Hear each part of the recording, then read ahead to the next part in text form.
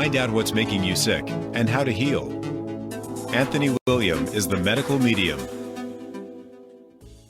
Hello, I'm Anthony William, the Medical Medium. You're listening to the Medical Medium radio show, where each week we talk about the most advanced health information out there. It's important to know that because it's decades ahead of what's out there now and anywhere in alternative medicine, conventional medicine, and chronic illness. And it's important to know because you can work on healing and not have to wait 10, 20, 30 years for answers. We're talking about liver rescue, but we're talking about fatty liver, which is actually in the liver rescue book. This is really important. Fatty liver is a big deal, and I want to cover it as if you don't think you have fatty liver, think again, because there's pre-fatty liver, basically fat buildup in the liver over time before it could even be diagnosed. So it's really important to know how it works with fatty liver. So that's where we're really going into it. I mean, who has 5, 10 years for answers? 15 years for answers to wait. I mean, to wait and wait because you lose time. And that's the whole thing with chronic illness. People lose time. I mean, there's so many people that were diagnosed or not diagnosed with so many different conditions, with neurological problems, symptoms, all kinds of different symptoms galore, everything, different diagnoses. And they had to go from doctor to doctor to doctor, including with Lyme and multiple sclerosis and getting diagnosed with this and that and Hashimoto's and everything. And all they needed was answers.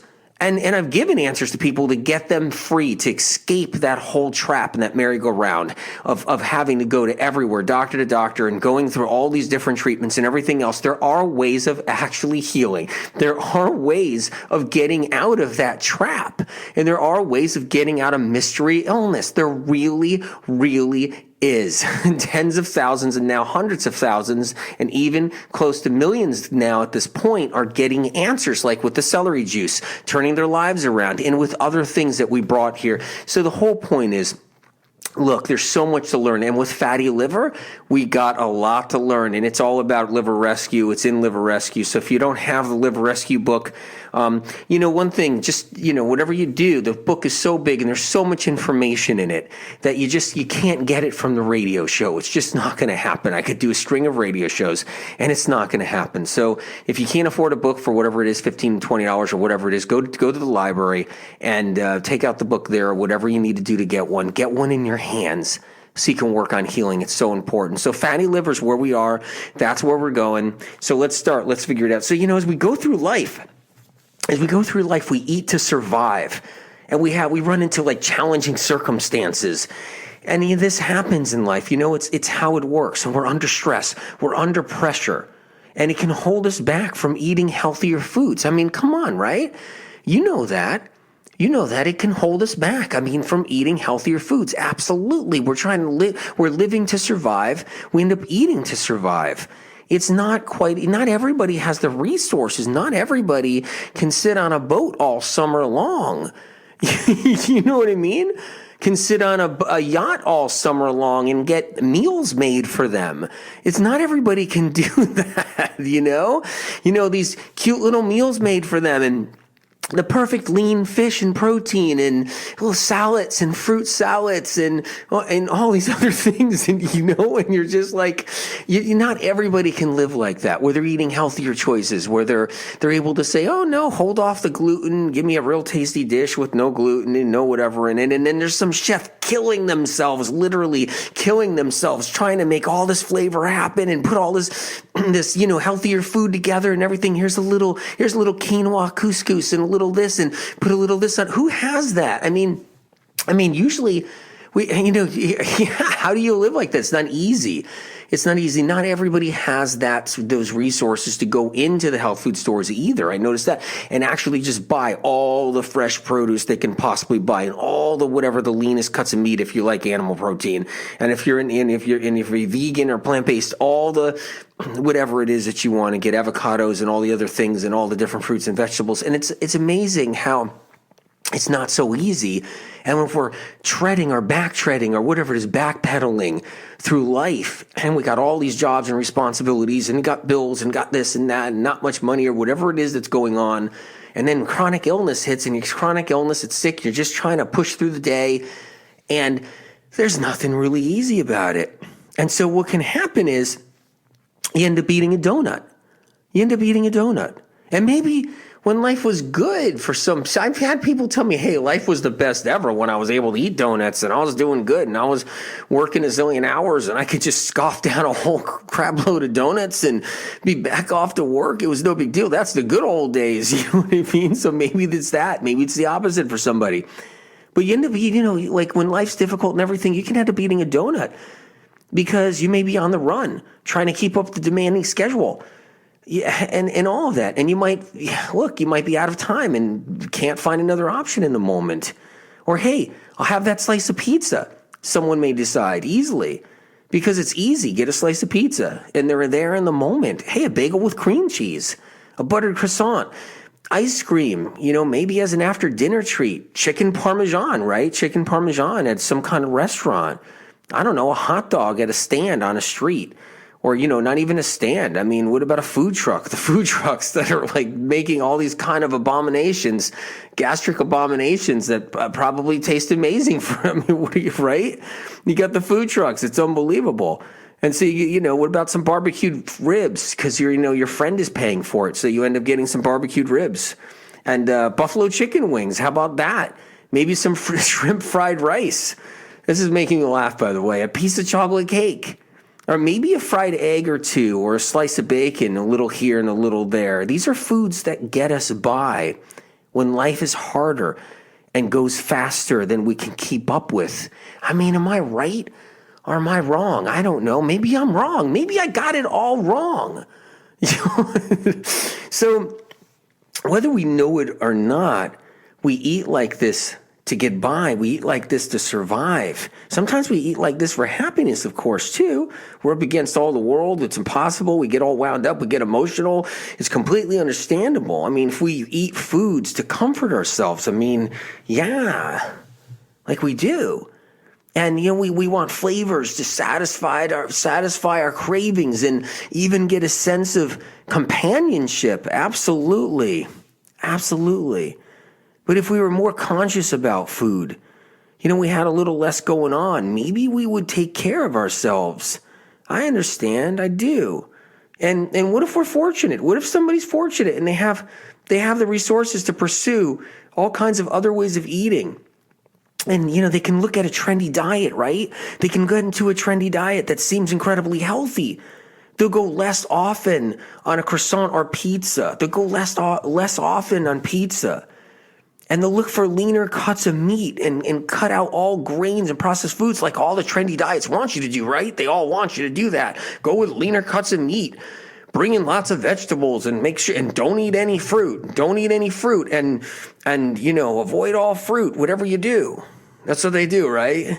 And it's like, cut out all carbohydrates. Maybe we can do that, one of those trendy diets. And isn't that the answer? Isn't that the answer to do one of those trendy diets, you guys?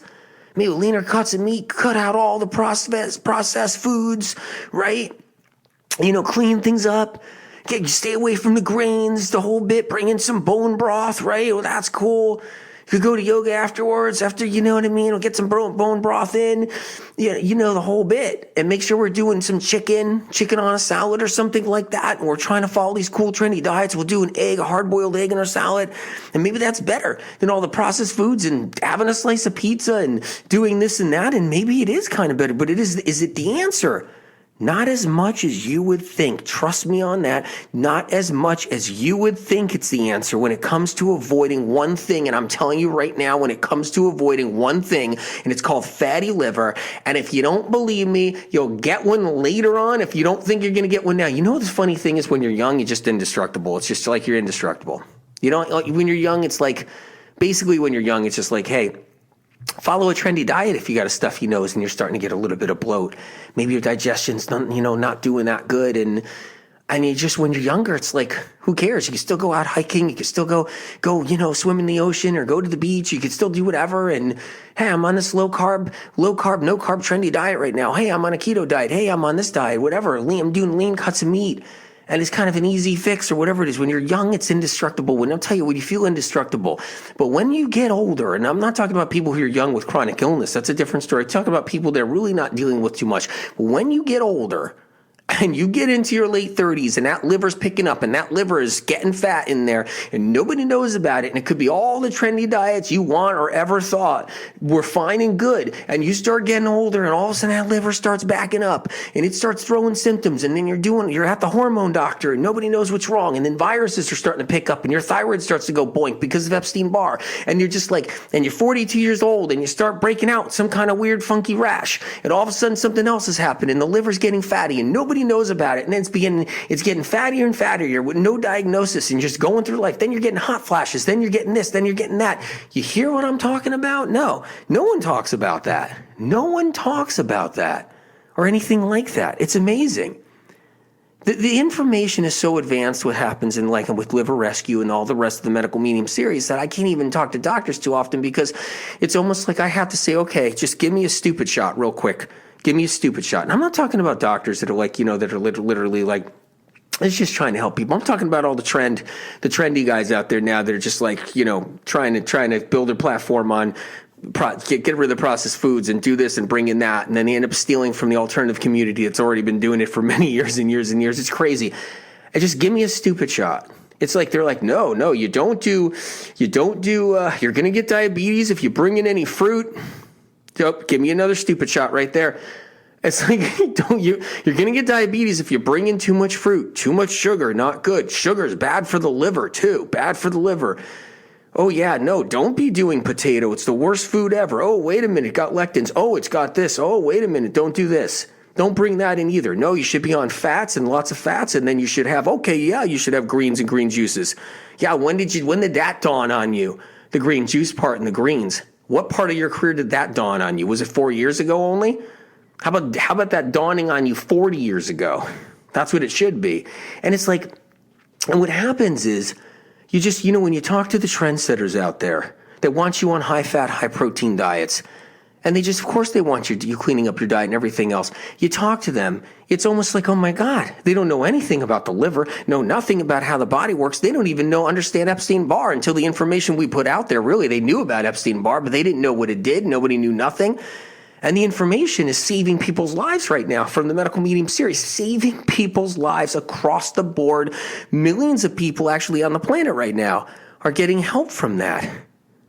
So, but when it comes down to like understanding just the basics of how the blood works and how if you fill it with fat, how bad it can really be, and how you get that pre-fatty liver over time, and then you age quicker. It's all cute, all fine and dandy when you're 28 years old, all cute and all fine when you're 21 years old. It's just fine. Oh, totally fine. Go get sushi. Go out and get sushi. Go do this. Have a drink. Just, have fun. Go, slice of pizza on the weekends. Totally fine. But get back on your no-carb diet. Just all catches up. It's all cute when you're 31 years old and you're 23 years old, whether it's a guy or girl, whatever it is. But I'm telling you right now, the liver doesn't like it unless you take care of yourself and learn how to take care of yourself so you don't end up getting a chronic illness. So you can actually help yourself. And anybody who has a chronic illness, you can help your liver now and really do something about it and really turn it around. It's amazing how it works. It's amazing. They don't know in the medical field. They don't know in alternative medicine yet. They don't know in conventional medicine yet how to forewarn somebody to really help take care of themselves, how to help somebody so they don't get themselves in trouble, so they could really heal or actually not get sick when they're chronically ill, to heal, and when they're not chronically ill yet, how to heal. It's amazing how the industry works. It's incredible. And you'll find those trendsetters, all they're doing is selling crap. Just selling gobbles and gobbles and gobbles of supplements. They send there's trendsetters, just gobbles of stuff. Build your platform, hang your hat on a stupid idea, and sell millions of dollars in supplements. And you know what? Maybe that's fine. Then maybe that's fine. Maybe that's fine. You know what I mean? Maybe it's fine. Maybe it's fine they're making $4 million a month. And they're just selling you crap supplements. Maybe that's fine. And they're, selling you on some cockamamie idea and everything, and they're just all about high-fat diets and all about no carbs and stay away from fruit, and they're selling you supplements and everything else. And maybe that's fine. They're selling you collagen. They're selling you this. They're selling you anti-lectin stuff. They're selling you whatever it is. They're selling whatever it is they're selling. Maybe that's just fine and dandy. Maybe it is. But I'll tell you right now, I don't think it's that fine. I'll tell you right now.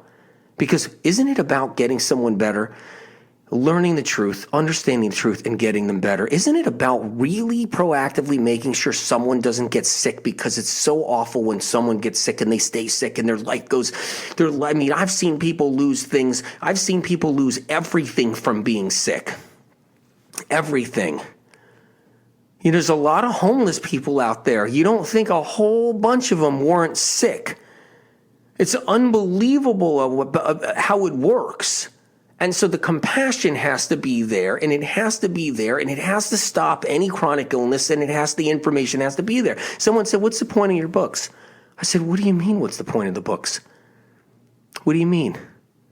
The point is to make sure that you can protect your family, protect your children, make sure you have the answer so when you do get sick neurologically or anything, I don't care what it is, you can actually do something about it. Just like the celery juice that nobody knew about. No one knew about until we brought it to town. And then it gets destroyed out there. It gets destroyed out there because people are just, all of a sudden, don't do this, do this, whatever. All these people like these, just making up stuff. Meanwhile, here's where it comes from. Here's what you do with the celery juice. And it gets rid of fatty liver. Because what happens is once your liver starts getting fatty, everything else starts going down the drain slowly. You age. Your skin ages. Everything ages along the way. And you all of a sudden your liver just says, hey ho, we're done. We're done. I can't really protect you so much anymore. So all those toxins are going to just age your skin really quick. You're going to stretch it out. It's not going to bounce back. You're going to have all this acne keep on coming and going. You're going to have all this other stuff keep on going. These skin problems. It's not even just that. You're going to have all these heart stuff later on down the road. The thing is with the younger crowd, they don't think they're ever going to be 60 years old. They don't think they're going to be 60 years old. They don't. I've talked to people. They don't believe it. They don't believe it. They don't believe they're ever going to be 60. This is the craziest thing. They don't believe they're going to be 40. Back many, many years ago, a few decades ago when I was doing this, because I was doing it and the information was just as advanced as it is now. In fact, it's the same information. How do you like them apples? And all the books, the Medical Medium series, the information I was giving 30 years ago that people say is advanced. Even people say, doctors say, and scientists even say that this is where it's going in medicine as far as this is the most advanced information out there in chronic health. I knew that information 30 years ago because it all came from the same source. But I remember talking to younger people. Back 30 years ago, people did think they were going to be 60 years old someday. They did think they were going to be 55. They did think they were going to be 64. Now, the younger crowd, they don't think they're going to be 60. It's unbelievable. And that's not good because it makes you not want to really take care of yourself to actually look out. So that's just one aspect of it. Here's how the liver works. Let's go into this and let's start like chopping into this a little bit. I hope everybody's having a good time anyway so far. Okay, so bear with me. There's one thing about liver rescue, the one thing about this book, the one thing about these radio shows that are based on liver rescue. If you don't have a copy, you really should get one. You really should get one.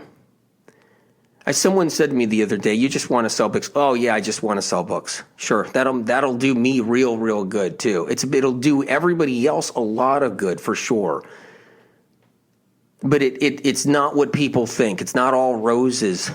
And authors know that it's not all roses. It's not how it works. If you can't afford a book, whatever the download is or whatever the print is, I don't know what the download is, $13, $14, $15 for the print or whatever it is. If you can't afford one, go to the library and get one. But what happens is that when it comes down to blood and your blood, the more fat inside the blood constantly on an everyday basis, a barrage of fat that we enter into our bloodstream will create that pre-fatty liver that won't be diagnosed. It will create that condition.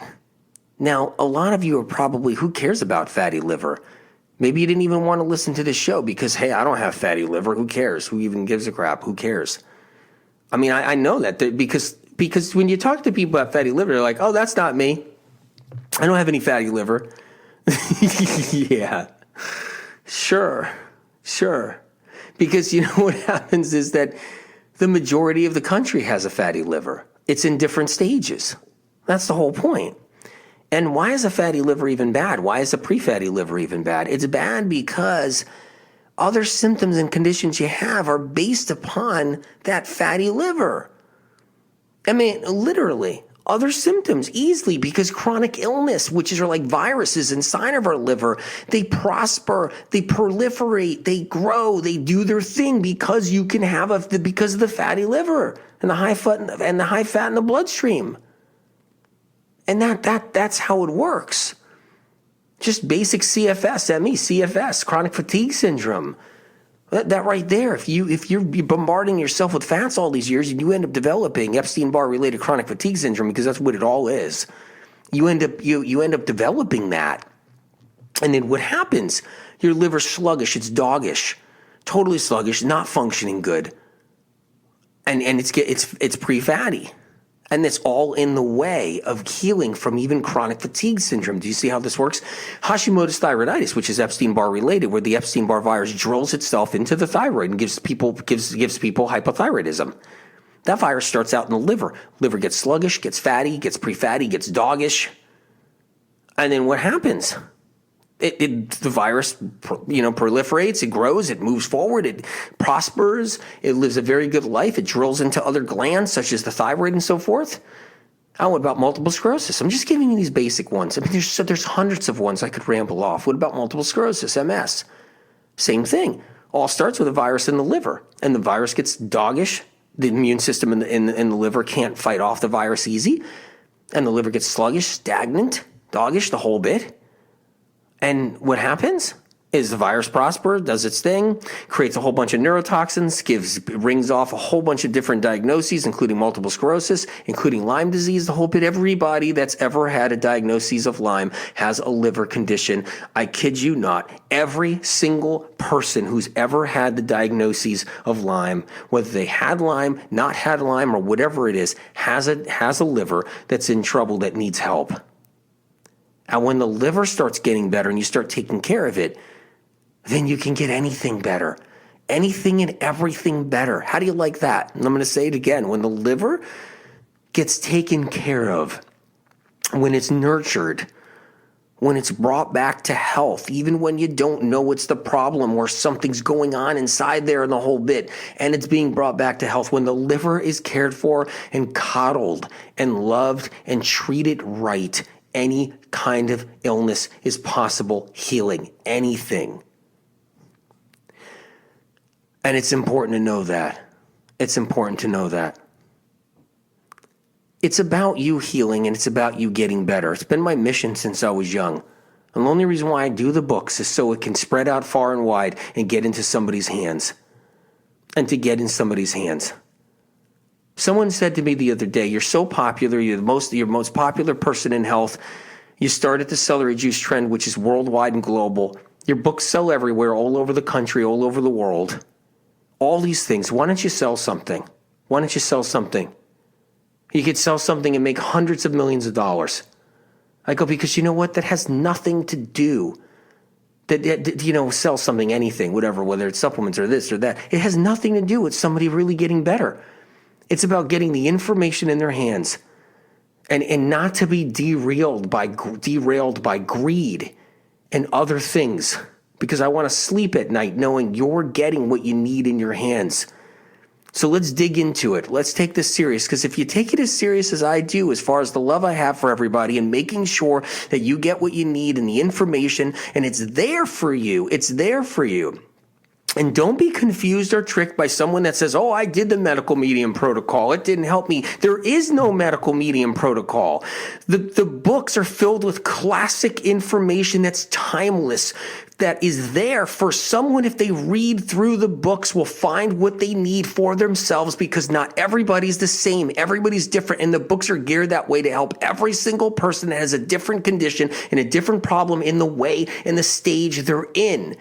It's not just, oh, I tried that for 2 weeks. Tried what for 2 weeks? I never just put out some protocol where you do this for 2 weeks and that's what you do and everything gets better. I've never done that, ever. Don't get confused by the clones, which are the trolls that do those things, or people that they haven't done anything. They maybe tried celery juice for a month and that's it, but they're eating all this other crazy stuff because they're on 10 different trendy diets, or they have a whole nother different practitioner thing going on that's having them try something different or whatever it is. Don't get derailed by that because you're going to be robbed of the answers. You make sure you soak yourself into study in these books, and the radio shows are to give you glimpses of what's inside these books so you can have a window into healing and getting to where you need to be. And there are millions of people globally who are doing things and healing, thousands and thousands and hundreds of thousands in the US. They're getting rid of the worst skin conditions every day. They're walking, getting out of wheelchairs because they're doing the right things. They're finding the answers. You got to apply yourself, and you can't get confused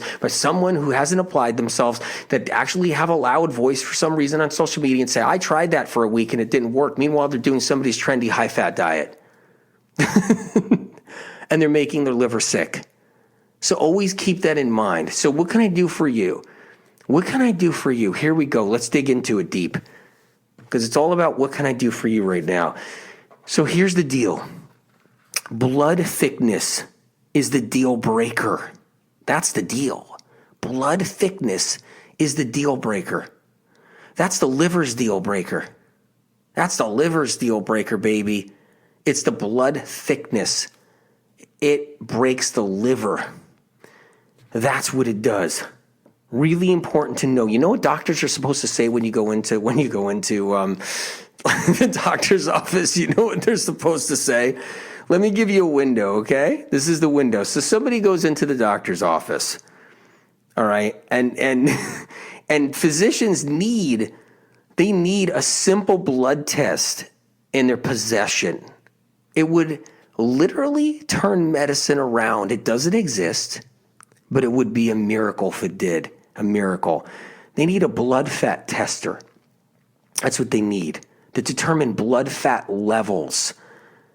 You know how like when you're doing the blood sugar, diabetics, they need you prick the finger. Literally, you don't even need it to be like that. It could be literally something you stick under your armpit for a minute to determine your blood fat ratio. And this is different. This isn't your fat ratio. Like if you hop on a scale, this is blood fat. So it would measure, okay, your blood fat levels. Just like diabetics when they measure their blood glucose levels. And this is what it's supposed to be when you get a physical exam. So the doctor can instantly say, whoa, what was your last meal? So yeah, what was your last meal? Your blood fat is off the charts. What's going on here? At this rate, you're going to develop a fatty liver, gout, or heart disease, or kidney disease, or kidney failure for all that high fat. Even if it's healthy diets or trendy diets that are healthy, that are high fat, they're not even supposed to be they're just supposed to be like, whoa, what's in your blood? Listen, what did you eat last night, by the way? And the person would say, well, I ate at a restaurant last night and I ordered chicken with broccoli. I thought it was a pretty healthy dish. Chicken with broccoli. Okay, well, what was yesterday's lunch? That was yesterday's dinner. What was yesterday's lunch? The doctor should say, oh, I had a turkey club on gluten-free bread. And I really didn't eat much of the bread. I just kind of ate the turkey club. A little bit of cheese and turkey or whatever. I thought that was good. Lots of protein, right? Lots of protein. Okay, well, what was your yesterday's breakfast? The doctor should ask. Well, let's see. I had 2 eggs. I had a slice of healthy bacon. It was free range, or it was, farm raised, and it was healthy bacon. And I skipped the toast because I'm, decided to be low carb, have a low carb free morning. The doctor should lean forward and say, that's great you skipped the toast. What we really need to be concerned about, though, is how much fat is in your diet. A simple blood test I just did for you is showing high fat in your bloodstream. And if it's been high fat for a very long time, because this has been your diet, and even worse diet, even before you're eating kind of healthy, then we're in trouble. So recapping all the meals indicates that it's always consistently high. And you know what you're doing? The doctor should say, you're starving your liver of oxygen. You're setting the stage for cancer. You're setting the stage for illness and disease. Yes, you're setting the stage for cancer, even on a healthy, high-fat, high-trendy diet. That's right. That's right. You don't have to eat wheat, of course. Good job, doctor should say.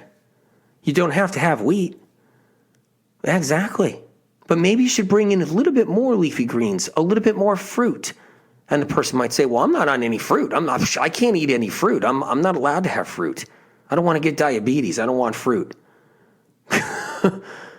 And you should actually, doctors should say, you should even try some healthy carbohydrates, clean ones, and some more extra vegetables. That's how the medical world should work on planet Earth. Planet Earth is backwards. It's backwards when it comes down to the health of the human race.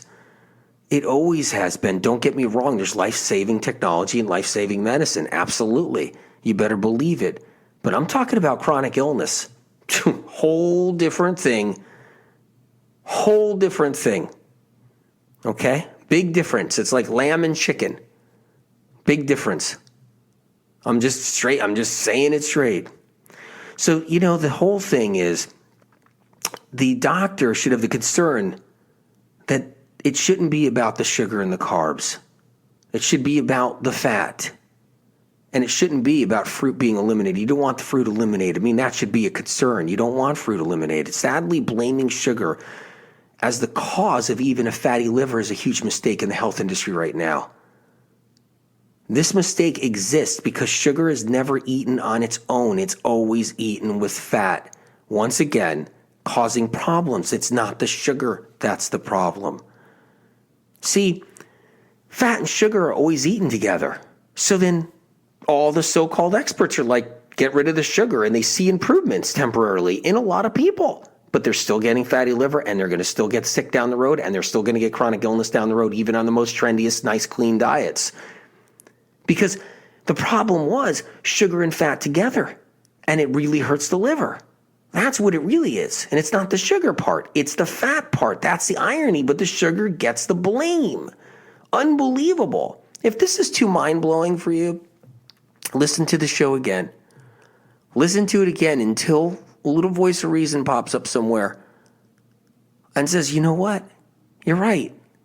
Why would you fill your blood with fat nonstop and starve your blood of oxygen? And fatten up the liver so it becomes more dysfunctional and more dysfunctional over time. Why would you do that?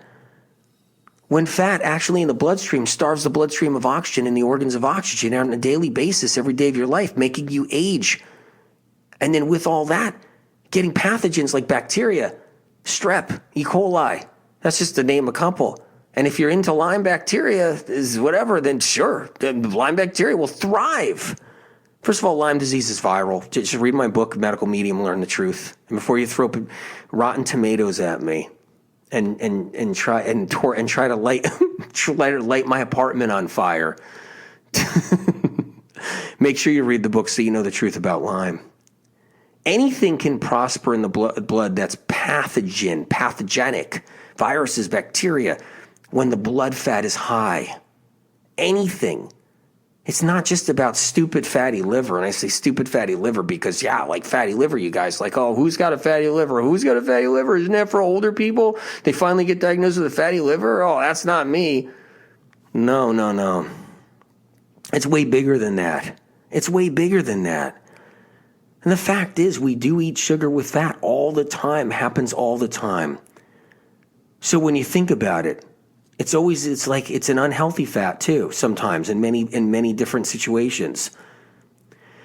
No one's sitting around eating gobs of standalone sugar. They're mixing it in coffee and cream. They're having it in cakes and cookies and pastries along with fat in every last one of those.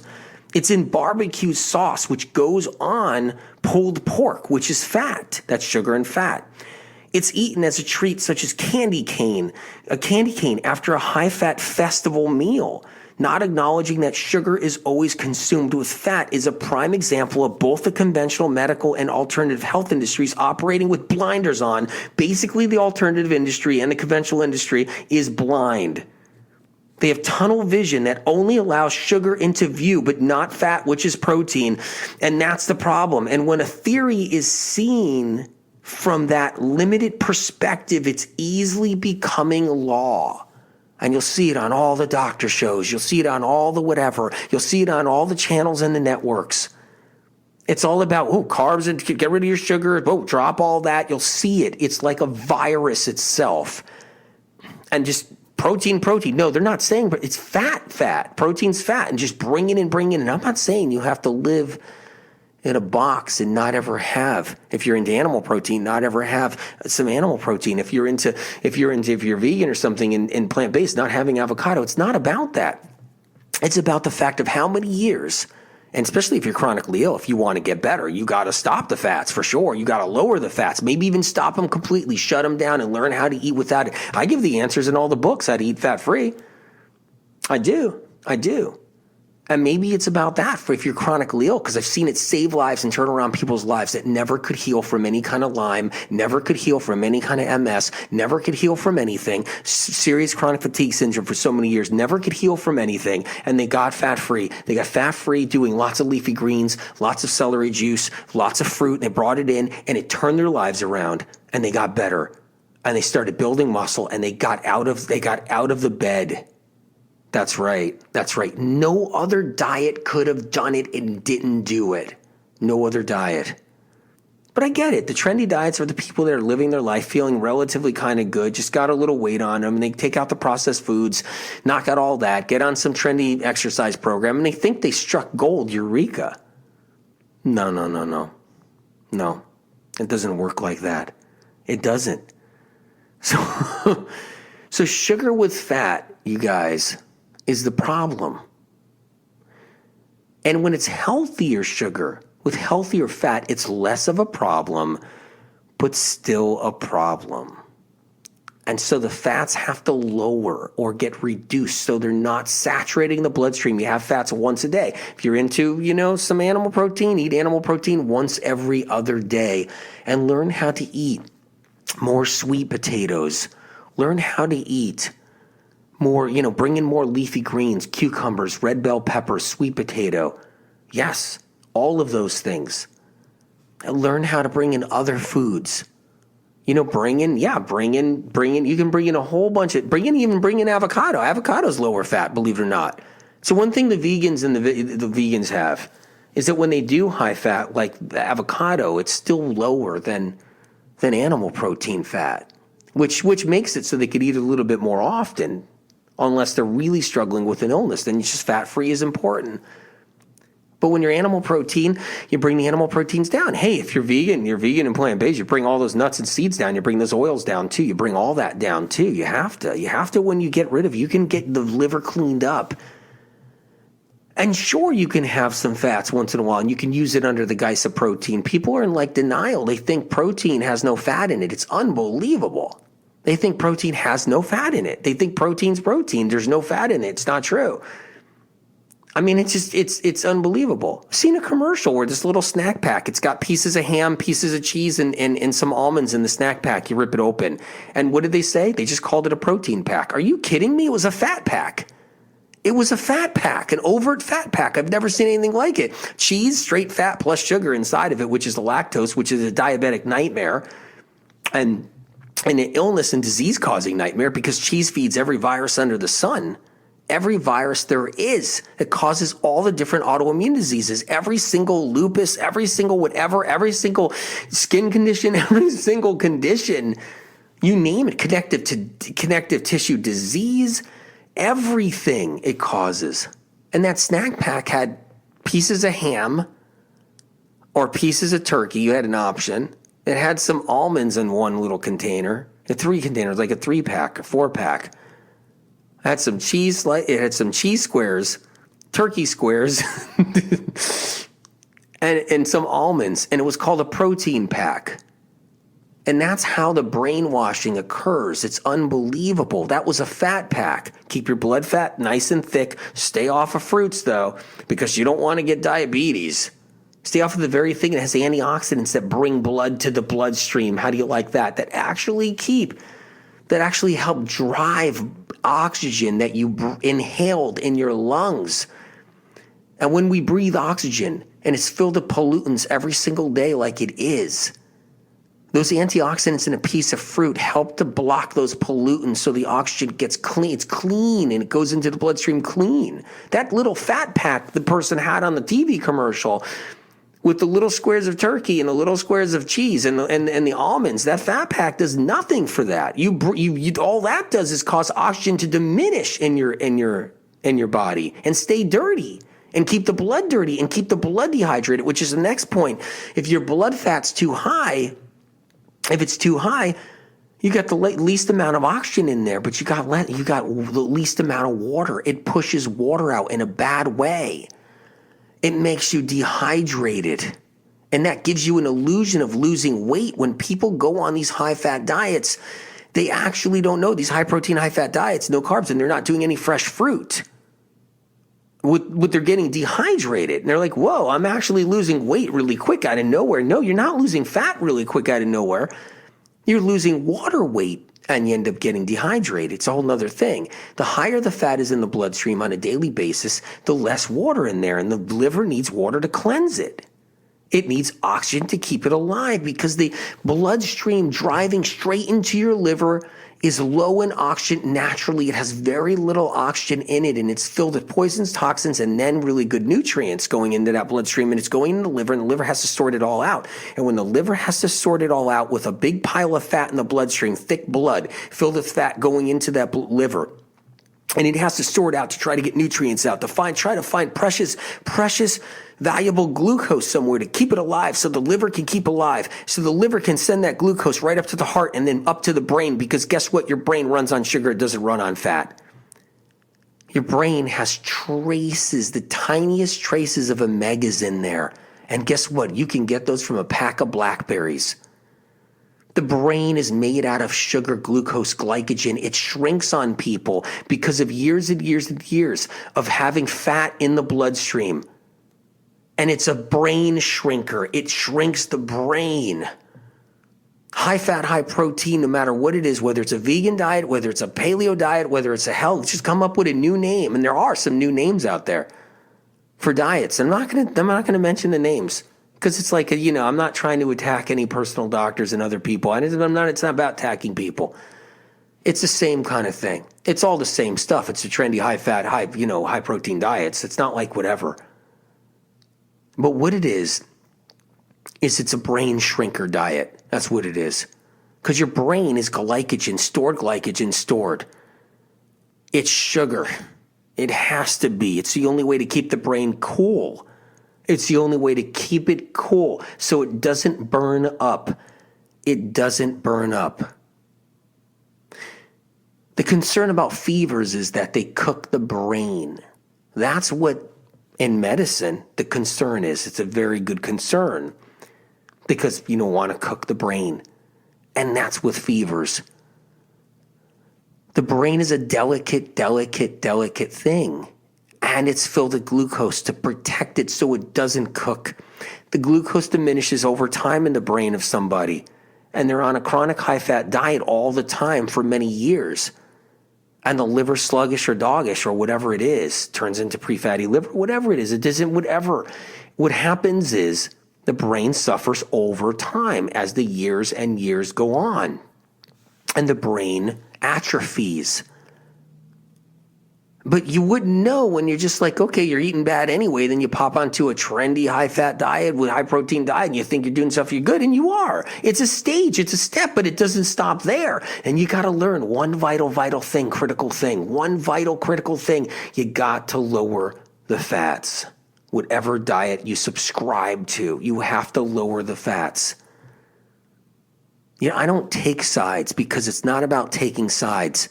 It's about delivering you the information that no one else has.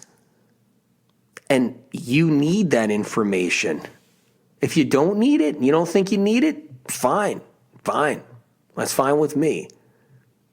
That's all right. I respect that. Totally respect that. And you can kick dirt in my face too, man. I'm pretty tough. I totally respect that. But I would take the information, work on your healing process, move forward, bite the bullet, work on it, do it. That's what I would do. Blood fat stops oxygen. It stops oxygen, it dehydrates you, it stops water. It stops water. It's not possible to lock down a standard oxygen percentage of blood entering the liver because it depends on what somebody's eating. Science and research will never be able to know the percentage of oxygen that's going inside the liver with the blood that heads up the highway, the hepatic portal vein right into the liver. They'll never be able to determine this because everybody's eating different and everybody's on these high-fat diets, so it's going to ratio different.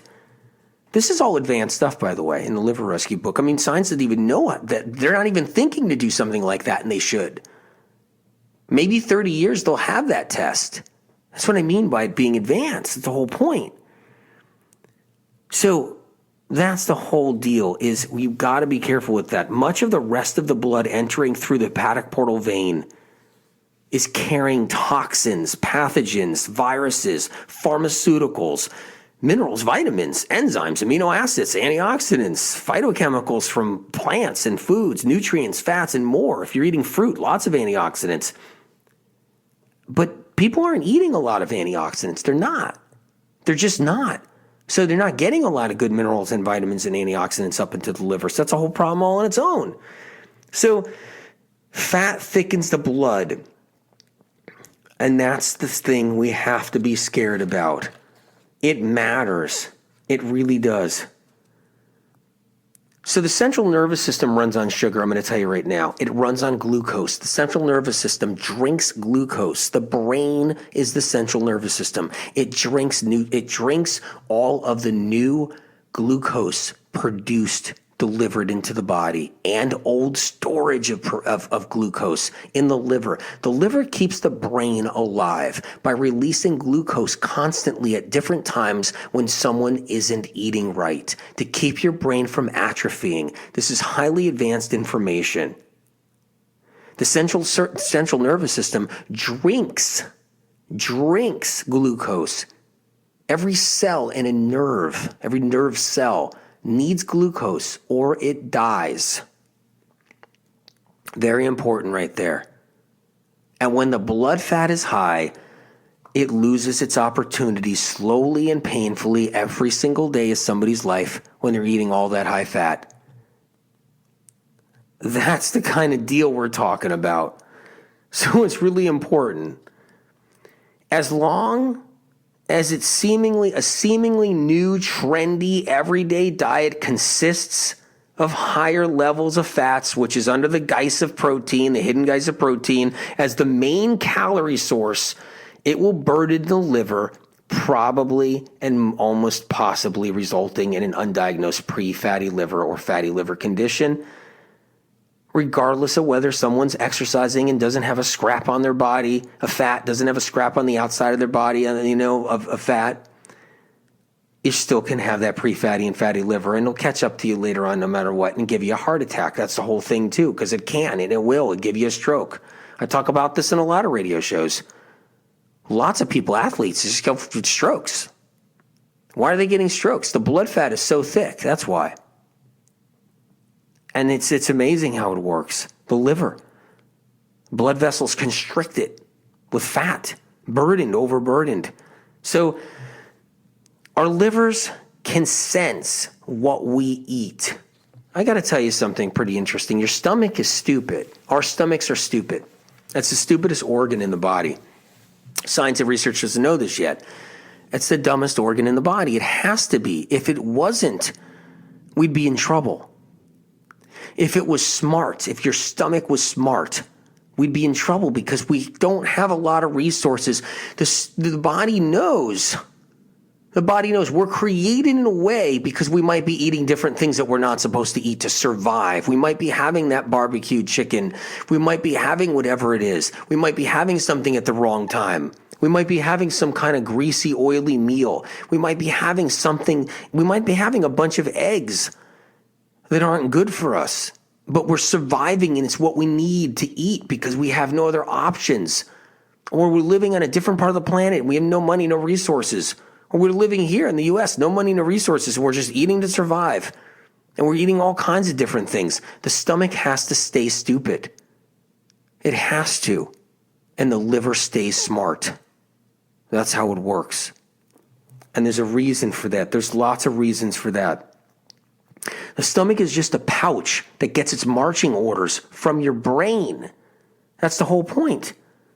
It's an important tool. It's an amazing tool. The stomach is it's an amazing organ. It's unbelievable. But it should not sense what we eat and give us too many forewarnings, because if it does, it cheats us out of surviving on planet Earth. We don't have a lot of options, many of us. But the liver is so smart. It knows what you ate 10 days ago, and it prepares itself in case you eat it again. How about them apples? How about them apples? Your liver's so smart, and science research has no clue to this. This is not information they have on any level. It's so smart. It knows if you eat Friday night pizza, and it gets ready to produce the bile needed to try to break down all that cheese, fat, and oil on Friday nights. Even so, when you skip that pizza on Friday night and decide to eat a healthy salad, it pumps out all this bile because it's used to you actually eating pizza on that Friday night, every Friday night. And bile will come out. It's another confusing reason why people say, well, I just can't eat all these vegetables or can't eat, because their liver was trained, being smart, trying to think ahead of you, to actually put out bile to help you and break down and disperse those fats to save your life and your pancreas's life. And to try to thin out the blood the best its capacity can, to make sure you don't stroke out someday. Because the liver thinks it's smart. The stomach's stupid. The liver's really, really, really smart. If you eat a cheeseburger, big old juicy, greasy cheeseburger, or a healthy cheeseburger once a year on your birthday, your liver will actually document it, record it, have it in its information base and in its cells, and not forget it, and actually prepare itself on that 365th day of the year. That's the power of the liver. But we don't treat it good. We treat it like crap. We do. And it's not our fault at all. It's not. It's not our fault. And it's not the trendy doctors that, don't know what the hell to feed anybody really in the end. It's not anybody's fault. It's not their fault. It's not anybody's fault. But knowing the truth is how you can actually turn everything around. But if you avoid the truth, then it's your fault. Then it's your fault. Then it's our fault. If you avoid the truth, if you avoid the information to do something about it, then it could become your fault.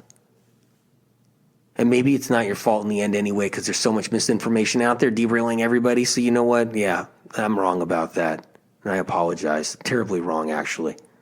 Terribly wrong. Because it's so hard out there and the misinformation is so thick you can't even cut through it with a knife. So yeah, the bottom line is your liver, we got to take care of it. We got to avoid fatty liver. I don't even know who's going to listen to the show. I know lots of people listen, thousands listen to the show. I get it. But I don't even know if people are interested in fatty liver. When I was going to do this show, it's like, who's interested? They probably think they're going to get a fatty liver when they're 50, 60 years old. Who's going to listen to this show? But it's one of the most important shows. That's the irony. That's the irony of health. That's the irony of what's going on in our health and what's going on in our lives. And so we got to think about all these things. So the bottom line is the pancreas needs to be protected by the liver. So we always got to think about that, because the liver protects you from diabetes by trying to keep the glucose strong and denouncing the fats. So let's think about all this. You guys, I really love you, and I really appreciate this. This has been, I've been a little bit more punky, I guess, and a little bit more sparky, probably, a little bit more of a pain in the butt when it comes down to all these things. It's just that I'm up against a lot of the trends out there that are trying to always get in the way and keep people sick, and it just gets you. It gets you in the heart. It gets you in the gut a little bit, because when you see people suffer when they don't have to suffer, because of something out there that's happening, it hurts. Anyway, drink your celery juice, get the liver rescue, find out what else you can do. I love you guys. I want you to take care. Bless you. God bless you. And talk to you again. Let's do the next show. I'll be there with you. All right. Bye.